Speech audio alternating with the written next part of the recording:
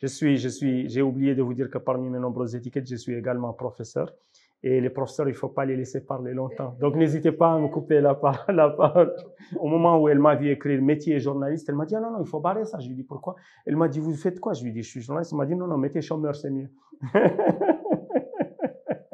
Les jeunes puissent accéder au premier plan tout en profitant de la sagesse des anciens. Il faut que les anciens aussi sachent qu'à un moment donné, il faut transmettre le flambeau et il faut jouer un autre rôle. On ne leur demande pas d'aller se suicider au cimetière des éléphants.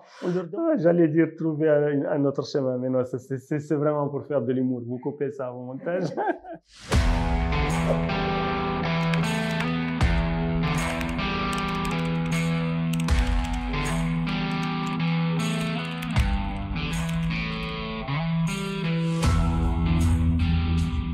Difficile. C'est très difficile de parler de soi. Je m'attendais à tout sauf cette question. Certains me définissent comme, je ne sais pas, écrivain, homme politique, journaliste, activiste, blogueur, je ne sais pas. Et de toutes les étiquettes que je viens de vous dire, celle qui m'est la plus naturelle, c'est journaliste. C'est comme ça que je me définis. J'ai toujours fait de la politique. Du plus loin que je me souvienne, j'ai toujours fait cela. J'ai grandi dans une famille politique. Avant que je rentre à l'école, quand j'avais 5 ans, je me rappelle de la police rentrant dans la maison pour chercher mon père, Allah yarhamou, qui était cadre Kadihin. Mon oncle, depuis des années 80, j'étais obligé d'aller au Sénégal pour le voir parce qu'il était banni de la Mauritanie. Et plus tard, quand je suis arrivé au collège et au lycée, j'ai commencé à participer aux grèves. Et à partir du lycée, c'était début des années 90, le début de la démocratisation dans le pays. Donc, même si j'avais pas le droit de vote, j'allais assister au discours d'Ahmed El-Dada, de Massoud El-Boulkhair, et cela m'a forgé. Plus tard, je suis allé en France et j'ai formé un mouvement politique avec mes amis. Et ainsi de suite. C'est comme cela que c'est arrivé. Pendant longtemps, à chaque fois que je venais en Mauritanie en vacances, cela se finissait en détention. J'ai été jugé 3 fois. J'ai fait 5 détentions. Ça doit dépasser 2 ou 3 ans en détention. Et plus tard, le chemin idéal, le chemin logique, c'était de me présenter devant mes concitoyens pour tester mes idées, pour tester ma capacité de les convaincre et aussi pour participer au renouveau de la politique. Quand je suis arrivé ici, j'ai remarqué que les gens, ils avaient une certaine manière de faire les campagnes, c'est-à-dire dresser une tente, appeler des griots, mettre de la musique. J'ai trouvé que, en plus, tous les autres candidats, ils me disaient, c'est comme ça que tu vas réussir à drainer les jeunes. Moi, j'ai une grande confiance en l'intelligence de la jeunesse mauritanienne. Je pense qu'il faut parler aux jeunes, il faut les écouter. Et du coup, je me suis dit, non, moi, je vais considérer les jeunes je vais leur parler comme moi, j'aimerais qu'on me parle, c'est-à-dire en les considérant comme des citoyens à part entière, dotés de la capacité de comprendre et de juger, et donc, in fine, de voter.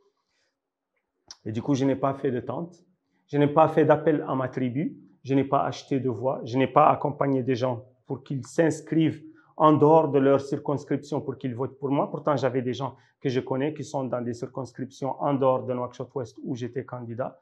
Et je ne leur ai pas dit de venir s'inscrire ici. Je leur disais, allez-y, inscrivez-vous dans les bureaux de vote les plus proches de chez vous.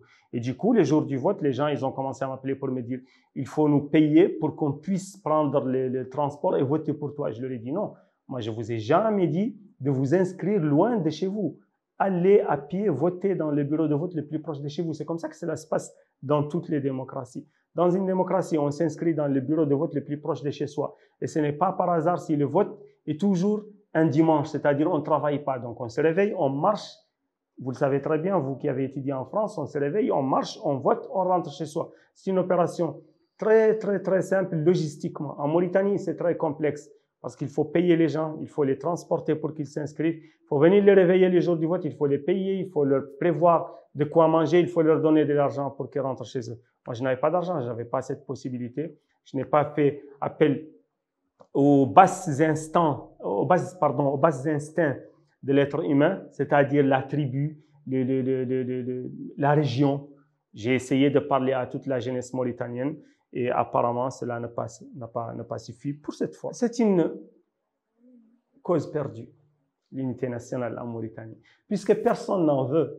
Les gens ne veulent pas de l'unité nationale. Les gens ne se croisent que dans la rue. Il y a des écoles monocolores. Et c'est très difficile de trouver une école où il y a un réel brassage ethnique. Donc, au final, l'unité nationale, si les leaders politiques continuent de chanter l'unité nationale mais ne l'appliquent pas dans leur quotidien, si le gouvernement continue de défendre l'unité nationale mais ne l'applique pas dans sa vie quotidienne, au final, il n'y aura pas d'unité nationale. Donc, à quoi bon continuer à plaider l'unité nationale si les gens eux-mêmes ne veulent pas de l'unité nationale? Et donc, je ne suis pas pour la désagrégation du peuple mauritanien. Je continue d'y croire, mais je pense que les Mauritaniens eux-mêmes, dans leur quotidien, ne veulent pas d'unité nationale. Il y a très peu de mariages mixtes, par exemple.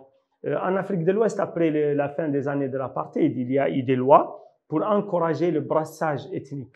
C'est-à-dire, par exemple, un couple, quand il y a un noir et une blanche ou un blanc et une noire qui se marient, l'État et la société font tout pour que cette union réussisse, y compris matériellement. On leur octroie un logement à vie, on prend en charge leur santé et la santé de leurs enfants, on prend en charge l'éducation de leurs enfants et on essaye de leur trouver un emploi. C'est-à-dire que la société et l'État font tout pour encourager la mixité sociale.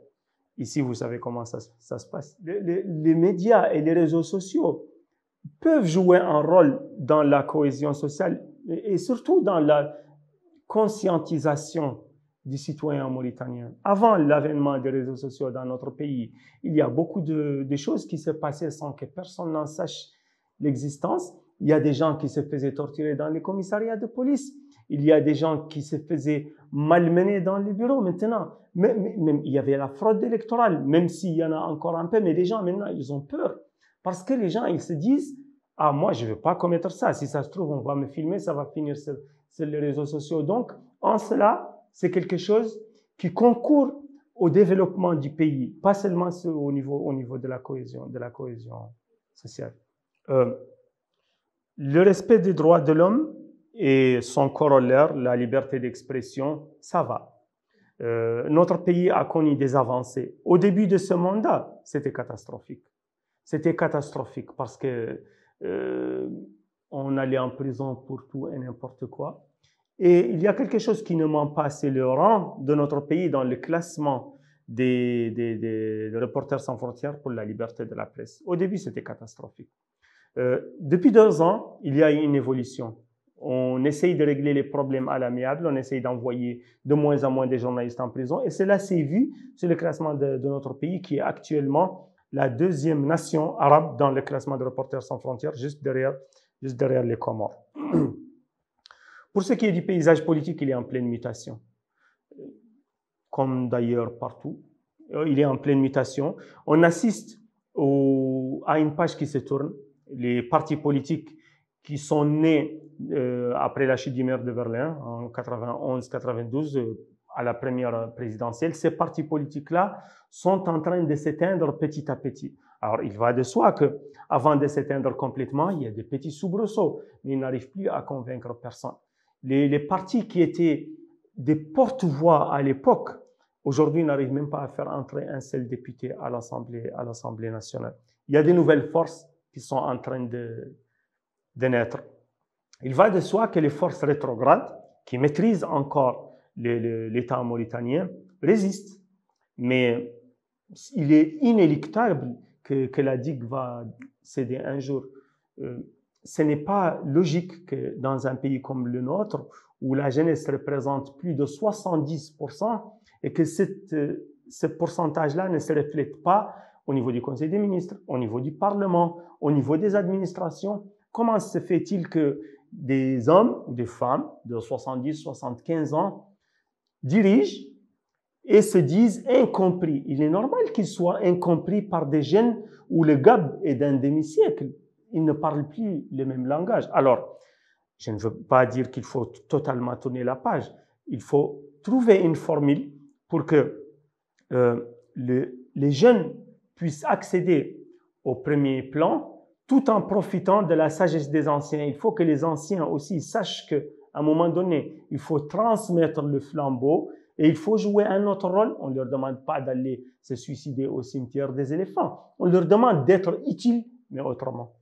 Ah oui, il y en a plein.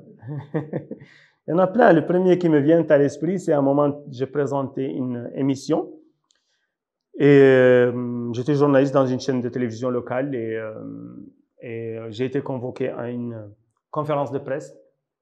J'ai fait mon travail, j'ai posé des questions, j'ai fait mon compte rendu. À la fin, la personne qui me convoque à la conférence de presse m'a pris de côté et elle m'a donné une enveloppe. Je croyais que dans l'enveloppe, il y avait l'invitation à une autre conférence de presse. J'ai ouvert, j'ai trouvé 5000 oublias. Et j'étais partagé entre le rire et l'indignation. Et après, je lui ai rendu, il m'a dit, non, non, non, ça c'est pour le carburant. Je lui ai dit, mais j'ai pas besoin de carburant. Et apparemment, c'est l'habitude ici.